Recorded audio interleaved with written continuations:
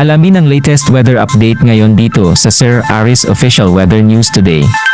Sa kasalukuyan nga ay itong northeast monsoon o amihan nakakaapekto sa may extreme northern Luzon, samantalang ito namang easterlies o yung mainit na hangin galing karagatang Pasipiko nakaapekto naman sa may silangang bahagi na ating bansa.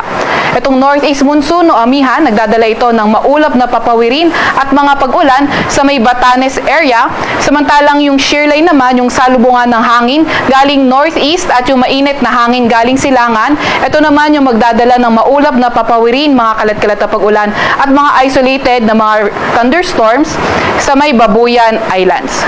May kita nga rin natin sa ating satellite image na halos walang kaulapan sa other parts ng ating bansa, kaya asahan natin Metro Manila and the rest of the country, partly cloudy to cloudy skies at may mga tsansa ng mga localized thunderstorms. Sa kasalukuyan nga rin ay wala tayong namomonitor na low pressure area or bagyo sa loob or malapit sa ating Philippine Area of Responsibility.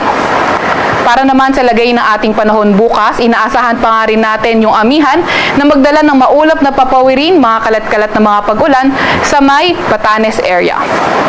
Samantalang shear line pa rin naman yung magdadala ng maulap na papawirin, mga kalat-kalat na mga pag-ulan at mga isolated rain o mga isolated na thunderstorm sa may Batanes. Sa Metro Manila at nalalabing bahagi ng Luzon, partly cloudy to cloudy skies, may mga tsansa pa nga rin ng mga localized thunderstorms. Agwat ang temperatura bukas sa Metro Manila, 25 to 33 degrees Celsius. 24 to 33 degrees Celsius sa may Lawag at 24 to 32 degrees Celsius sa may Tugigaraw. 16 to 25 degrees Celsius sa Baguio, 24 to 30 degrees Celsius sa may Tagaytay at 26 to 31 degrees Celsius naman sa may Legazpi. Sa may Puerto Princesa naman at Kalayaan Islands ay 26 to 33 degrees Celsius.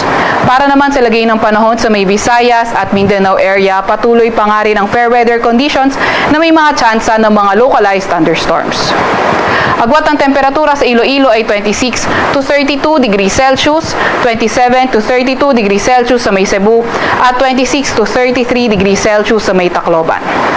24 to 32 degrees Celsius sa may Cagayan de Oro, 25 to 33 degrees Celsius sa may Davao, at sa may Zamboanga naman ay 25 to 34 degrees Celsius. Wala pa rin naman or wala na tayong nakataas na gale warning sa kahit na anong baybayin ng ating bansa, pero ingat pa rin sa mga papalaot sa may western section ng Northern Luzon at sa northern section ng Northern Luzon dahil magiging katamtaman hanggang sa maalon ang karagatan. Gayunpaman, kahit wala na tayong gale warning ngayon, hindi pa rin natin tinatanggal yung tsansa na by tomorrow afternoon o sa mga susunod na araw, posibleng muli tayong magtaas ng gale warning. Kaya patuloy tayong mag-aantabay ng mga update ng Pag-asa. Para naman sa 3-day weather outlook ng mga pangunahing syudad natin sa Metro Manila, Baguio City at Legazpi City, Friday to Sunday, asahan natin patuloy pa nga yung partly cloudy to cloudy skies na may mga tsansa ng mga localized thunderstorm. Although sa mga pangunahing syudad, fair weather conditions, asahan naman natin sa may extreme northern Luzon, by Friday ay magpapatuloy pa nga rin yung epekto ng shear line o hindi kaya ng northeast monsoon. By Saturday and also Sunday, posibleng magkaroon ng surge o lumakas yung northeast monsoon, kaya yung shear line posibleng makaapekto na sa may Cagayan area, pati na rin sa mga nearby na mga provinces.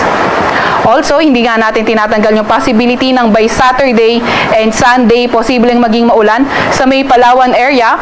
It is caused by ITCZ or Intertropical Convergence Zone. Para naman sa mga pangunahing syudad sa may Visayas, Metro Cebu, Iloilo City at Tacloban City, asahan pa nga rin natin patuloy ang fair weather conditions with chances of localized thunderstorms. Sa Metro Cebu, 32 degrees Celsius ang pinakamataas na temperatura, 25 to 32 degrees Celsius naman agwat ng temperatura sa Iloilo City at sa may Tacloban City ay 26 to 33 degrees Celsius. Para naman sa mga pangunahing syudad sa may Mindanao, sa Metro Davao, Friday and Saturday, epekto ng Intertropical Convergence Zone, kaya magiging maulan at may mga kalat-kalat na pag-ulan, pagkilat, pagkulog. Pagdating naman ng Sunday, improve na yung weather condition sa may Metro Davao. Sa may Cagayan de Oro City naman, Friday to Sunday, fair weather conditions pa rin na may mga tsansa ng mga localized thunderstorms.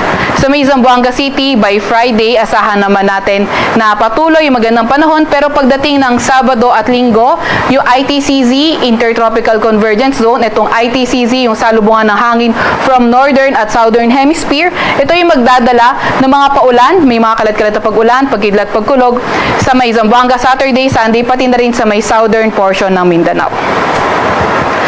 Pinakamataas sa temperatura ay 32 degrees Celsius sa Metro Davao, 24 to 32 degrees Celsius sa may Cagayan de Oro City, at 24 to 33 degrees Celsius sa may Zamboanga.